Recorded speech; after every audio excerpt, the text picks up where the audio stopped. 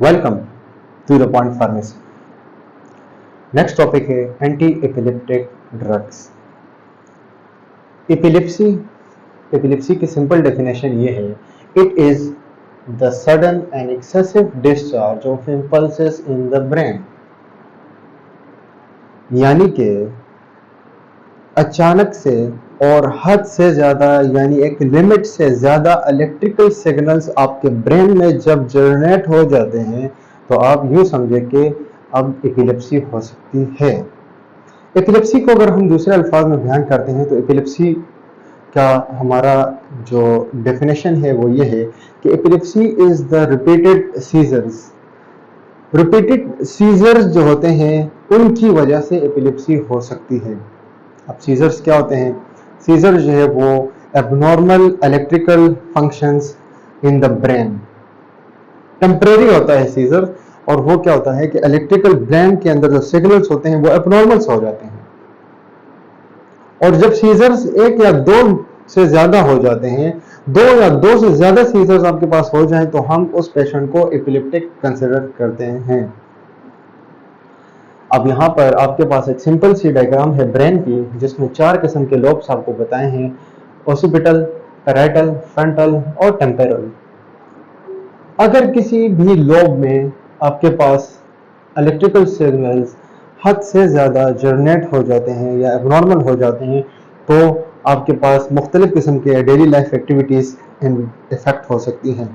फर्ज करें occipital lobe में आपके पास एपिलेप्सी हो जाती है या इलेक्ट्रिकल सिग्नल हद से ज़्यादा जनरेट हो जाते हैं तो यहाँ पर विजुअल और ऑडिटरी जो एक्टिविटी होती है वो अफेक्ट हो सकती है। विजुअल का मतलब ये है कि आपको सही से दिखाई नहीं देगा, ऑडिटरी आपको कुछ सुनाई नहीं देगा। फ्रंटल लोब में अगर आपके पास एपिलेप्सी होती है तो आपके पास प्लानिंग और इमोशंस आपके पास इफेक्ट हो सकते हैं। कोई बंदा सही से प्लान नहीं कर पाएगा कि मैंने आज क्या करना था, आज नहीं करना कुछ। इमोशंस, उसके जज्बात बदल जाएंगे, बिल्कुल पलट जाएंगे जज्बात उसके, उसे समझ नहीं आएंगे कि मैं क्या करूं। नेक्स्ट आपके पास टेम्पोरल रीजन में अगर होता है तो वहाँ पर लैंग्वेज, स्पीच और मेमोरी आपके पास हो जाती है। लैंग्वेज का मतलब ये है कि वो सही से जो है वो आपके पास बोल नहीं पाता, सही से अपनी लैंग्वेज जो होती है उसकी जो आप कह सकते हैं कि जिस लैंग्वेज के थ्रू कम्युनिकेट करता है वो लैंग्वेज वो सही से नहीं बोल पाता।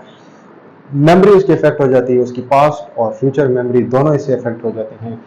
मोटर कॉर्टेक्स में अगर आपके पास जो है वो एपिलेप्सी हो जाती है तो यहाँ पे मूवमेंट इफेक्ट हो सकती है, बंदा सही से चल फिर नहीं सकता। पैराइटल आपके पास लोब जो है अगर वहां पे एपिलेप्सी होती है तो sense of surrounding environment loss हो जाता है। पता नहीं होता मैं किस एनवायरनमेंट में बैठा हूँ, मैं क्या कर रहा हूँ, क्या टाइम है, कौन सी जगह है, उसे कुछ मालूम नहीं होता। प्रोनाउंसिएशन उसकी इफेक्ट हो जाती है, वो जो भी बोलता है वो आपको समझ नहीं आ रही हो, क्या बोल रहा है क्या नहीं बोल रहा। Classification of epilepsy general basic इसके 2 टाइप है, एक है पार्शियल और दूसरा है जनरलाइज्ड। अब इनको समझने से पहले आपको मैं बताऊं कि ब्रेन के 2 हेमिस्फीयर होते हैं, 2 पार्ट। यहाँ पर अगर मैं यहाँ पे आपको बताऊं तो मेरे ब्रेन नाक के इस तरफ ये जो डिवाइड करूं, मैं यहाँ पे इमेजिनरी लाइन लगाऊं तो ये है आपका जो है ये लेफ्ट हेमिस्फीयर है और ये आपका राइट हेमिस्फीयर है। जो लेफ्ट हेमिस्फीयर है वो आपके राइट साइड के बॉडी के एक्टिविटीज को कंट्रोल करता है और राइट साइड जो हेमिस्फीयर है वो आपके लेफ्ट साइड के एक्टिविटीज को कंट्रोल करता है। तो पार्शियल में क्या होता है कि सिर्फ एक हेमिस्फीयर इन्वॉल्व होता है इसमें। जनरलाइज में क्या होता है, दोनों हेमिस्फीयर आपके पास इन्वॉल्व होते हैं। इसके पार्शियल के मजीद 2 सब टाइप्स है, एक है सिंपल पार्शियल और दूसरा है कॉम्प्लेक्स पार्शियल। सिंपल पार्शियल नाम से शो रहा है कि does not spread neuron are hyper active one lobe of the brain involve patient is conscious. इसको अगर मैं एक्सप्लेन करूँ, ये जितनी भी लाइन मैंने पढ़ी, मतलब ये है कि ये जो सिंपल पार्शियल एपिलेप्सी होती है ये स्प्रेड नहीं होती। फर्ज करें ये अगर ओसिपिटल लोब में है तो ओसिपिटल में ही होगी, ना कि पैराइटल, फ्रंटल, टेम्पोरल किसी में नहीं होगी, स्प्रेड नहीं होगी, एक ही लोब में होगी। और यहाँ पर न्यूरॉन या इलेक्ट्रिकल सिग्नल हद से ज्यादा एक्टिव होंगे, ठीक है। और पेशेंट जो है वो इस कंडीशन में क्या होगा, सिंपल पार्शियल में कॉन्शियस होगा, बेहोश नहीं होगा। कॉम्प्लेक्स पार्शियल क्या होता है, कॉम्प्लेक्स पार्शियल आपके पास जो है वो स्प्रेड हो सकता है। अगर ओसिपिटल में है, मान लीजिए अगर ओसिपिटल में है तो ओसिपिटल से पैराइटल, फ्रंटल, टेम्पोरल किसी एक लोब में आपके पास ट्रांसफर हो सकता है, मजीद फैल सकता है। यहाँ पर क्या होता है कि यूरिनेशन, एक्सेसिव यूरिनेशन, बंदे को पता नहीं होता कि मैं किस जगह बैठा हूँ, जिधर भी उसको ये एपिलेप्सी कंडीशन आ जाती है तो उसे यूरिनेशन हो जाएगी, ठीक है, और उससे डायरिया हो जाता है, उसका सॉलिड स्टूल होता है वो लिक्विड में कन्वर्ट हो जाएगा और आपके पास वो भी अपने स्टेट में, उसे पता नहीं होगा कि मैं कहाँ पे हूँ कहाँ पे नहीं हूँ, डायरिया एक्सेसिव हो जाएगा, कंट्रोल में नहीं होगा उसका, बाइटिंग करेगा ऑफ द टंग, यानी अपने टंग को बार बार जो है जुबान के नीचे लाकर बाइट करेगा। हेलुसिनेशन, हेलुसिनेशन उनका मतलब ये है कि आपके पास उसको विदाउट, जिसे कहते हैं फॉल्स परसेप्शन फार्माकोलॉजी में, मतलब ये है कि विदाउट स्टिमुलस उसे आवाजें आएंगी, उसे कुछ दिखाई देगा, हालांकि एक्चुअल ना आपको कोई दिखाई देगा ना ही आपको कोई वॉइस जो है सुनाई देगी, वो पेशेंट यही कहेगा मुझे सामने कुछ दिख रहा है, मुझे आवाज सुनाई दे रही है, लेकिन असल में कुछ ऐसा नहीं होता। पेशेंट कॉन्शियस अल्टर्ड, पेशेंट का यहाँ पर कॉन्शियस होश जो है वो चेंज हो सकता है, आया वो होश में आ सकता है और नहीं भी आ सकता, यानी दोनों कंडीशंस हो सकते हैं, होश और बेहोशी दोनों हो सकते हैं। जनरलाइज्ड एपिलेप्सी, चार टाइप्स हमने डिस्कस किए हैं, टॉनिक, क्लोनिक, दूसरा नाम है इसका ग्रैंड माल। टॉनिक का मतलब होता है continuous contraction, simply continuous contraction, और क्लोनिक का मतलब होता है रैपिड कॉन्ट्रैक्शन एंड रिलैक्सेशन।